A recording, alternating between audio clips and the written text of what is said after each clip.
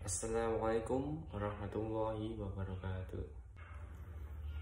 Meski sudah lebih dari 1 tahun, pandemi virus corona masih terus menyerang penduduk dunia tanpa henti. Di Indonesia, angka kasus positif virus corona sudah di atas 1,5 juta jiwa.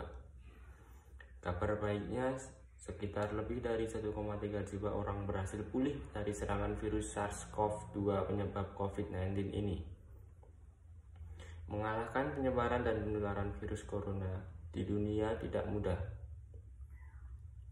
Namun, beragam upaya terus dilakukan para ahli dan penduduk global demi mengakhiri ancaman virus yang terus menyerang bertubi-tubi. Di beberapa negara, termasuk Indonesia, pemerintah membuat pedoman dan protokol kesehatan untuk menghadapi virus corona. Di negara kita, protokol kesehatan ini dikenal dengan sebutan 5M. Sudah tahu apa saja protokol kesehatan 5M untuk membantu mencegah penularan virus corona? Berikut ini protokol kesehatan 5M tersebut. 1. Mencuci tangan. Rutin mencuci tangan hingga bersih adalah salah satu protokol kesehatan yang cukup efektif untuk mencegah penularan virus corona. Untuk hasil yang maksimal, kamu disarankan untuk mencuci tangan setidaknya selama 20 detik beberapa kali sehari, terutama saat sebelum memasak atau makan, setelah menggunakan kamar mandi, setelah menutup hidung saat batuk atau bersin. Untuk membunuh virus dan kuman lainnya, gunakan sabun dan air atau pembersih tangan dengan alkohol setidaknya dengan kadar 60%. 2. Memakai masker. Pada awal pandemi virus corona tahun lalu, Organisasi Kesehatan Dunia atau WHO mengatakan bahwa penggunaan masker hanya direkomendasikan untuk orang sakit, bukan orang sehat. Namun, virus corona jenis SARS-CoV-2 yang merajalela hingga saat ini membuat protokol kesehatan bisa berubah-ubah seiring bergulirnya waktu. Beberapa waktu selang kebijakan WHO di atas, WHO akhirnya mengeluarkan himbauan agar semua orang, baik yang sehat atau sakit, agar selalu menggunakan masker saat beraktivitas di luar rumah. Kebijakan WHO ini juga sempat ditegaskan oleh Presiden Joko Widodo. Protokol kesehatan virus corona terkait masker pun semakin digalakkan di beberapa negara. Di Amerika Serikat, Center of Disease Control and Prevention atau CDC memperbarui pedoman terkait penggunaan masker. CDC mengimbau masyarakat AS harus memakai masker meski berada di dalam rumah pada kondisi tertentu. Menurut CDC, penggunaan masker di dalam rumah perlu dilakukan ketika: pertama, terdapat anggota keluarga yang terinfeksi COVID-19. Kedua, terdapat anggota keluarga yang berpotensi terkena COVID-19 karena aktivitas di luar rumah. 3. Merasa terjangkit atau mengalami gejala COVID-19. 4. Tidak bisa menjaga jarak minimal 2 meter. Yang ketiga, menjaga jarak. Protokol kesehatan lainnya yang perlu dipatuhi adalah menjaga jarak. Protokol kesehatan ini dimuat dalam keputusan Menteri Kesehatan Republik Indonesia dalam Protokol Kesehatan bagi masyarakat di tempat dan fasilitas umum dalam rangka pencegahan dan pengendalian COVID-19.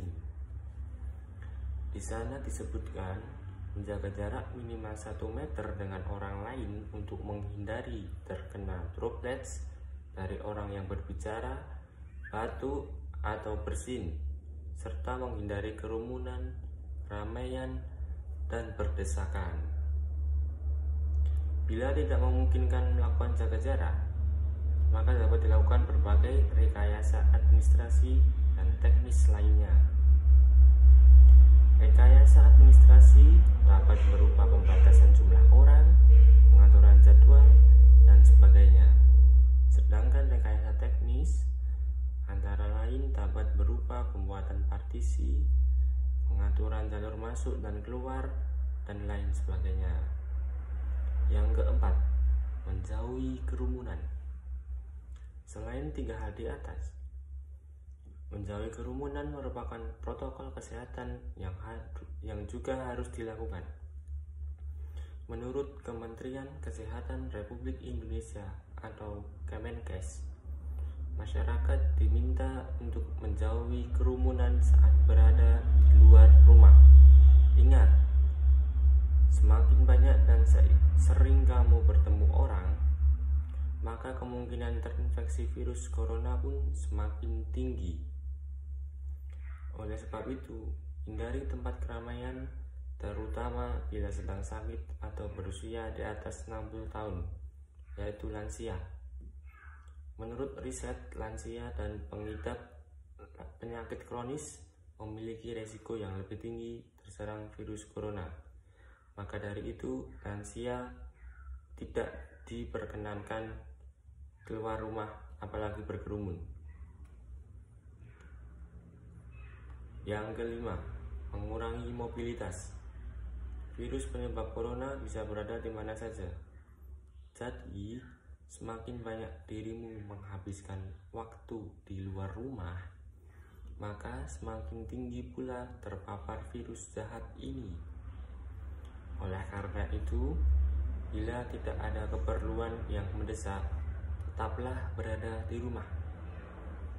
Menurut Kemenkes, meski sehat dan tidak ada gejala penyakit, belum tentu dirimu pulang ke rumah dengan keadaan yang masih sama. Pasalnya, virus corona dapat menyebarkan dan menginfeksi seseorang dengan cepat.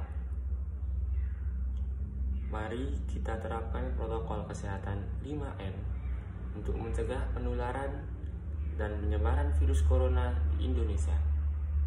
Selain itu, jangan lupa untuk selalu meningkatkan sistem kekebalan tubuh agar terhindar dari infeksi COVID-19.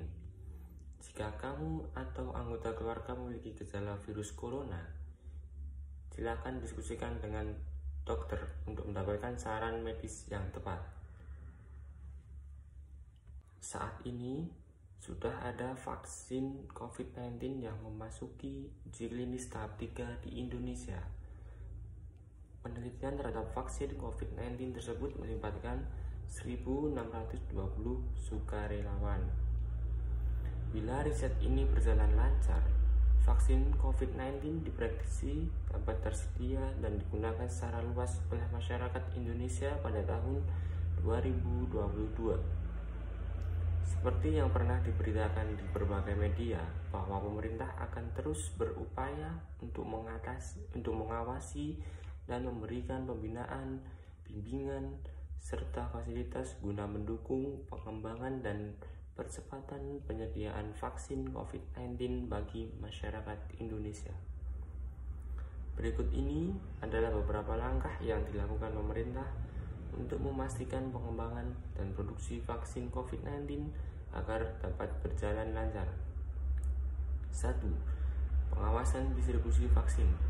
Salah satu persyaratan dalam pendistribusian vaksin adalah bahwa perusahaan yang mendistribusikan vaksin tersebut harus memiliki izin sebagai pedagang besar farmasi atau PBF yang diterbitkan oleh Kementerian Kesehatan dan mendapatkan izin edar yang diterbitkan oleh BPOM.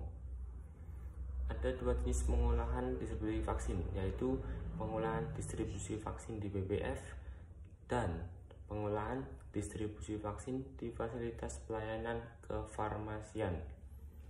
Yang kedua, pengawasan mutu vaksin.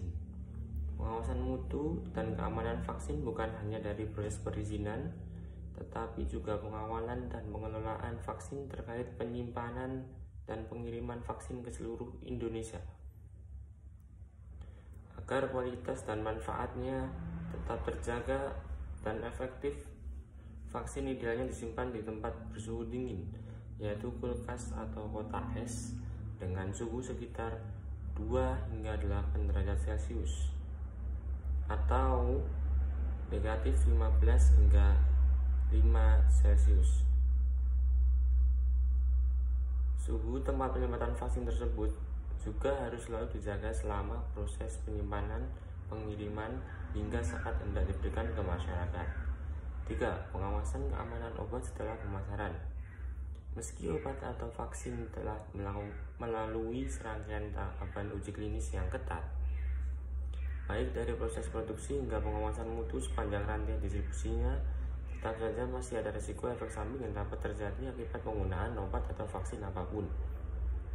Reaksi efek samping vaksin bisa bersifat ringan, misalnya hanya berupa demam atau nyeri di lokasi suntikan. Namun pada sebagian orang, reaksi efek samping yang muncul bisa berubah seperti munculnya reaksi anafilaktik. Oleh karena itu, pemerintah juga melakukan beberapa langkah untuk memantau dan mengevaluasi keamanan vaksin. Vaksin COVID-19 diharapkan dapat menjadi salah satu solusi untuk menghentikan pandemi COVID-19. Untuk itu, marilah kita bersama-sama mendukung program pemerintah untuk vaksinasi massal ini. Sekian dari saya. Wassalamualaikum warahmatullahi wabarakatuh.